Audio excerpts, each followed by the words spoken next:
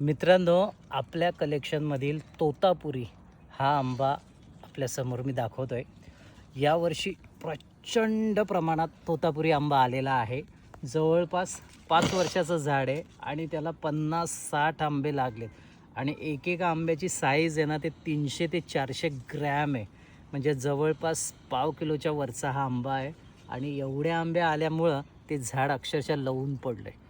खूप आंबे आलेत. उत्पादनाच्या दृष्टीने हा तोतापुरी आंबा आहे ना, हा खूप सुंदर आहे. आणि तोतापुरी आंबा कच्चा खायला जी मजा आहे ना, ती पिकलेल्या आंब्यामध्ये काहीच नाही.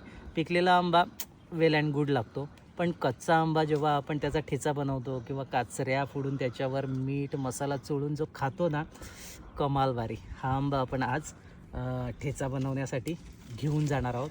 आणि त्याचा कलर बघा ना, कलर पाहिल्यानंतरच असं वाटतं की आत्ताच्या आत्ता याला कापावं आणि इथल्या इथं खावं. खूप सुंदर कलेक्शन आहे.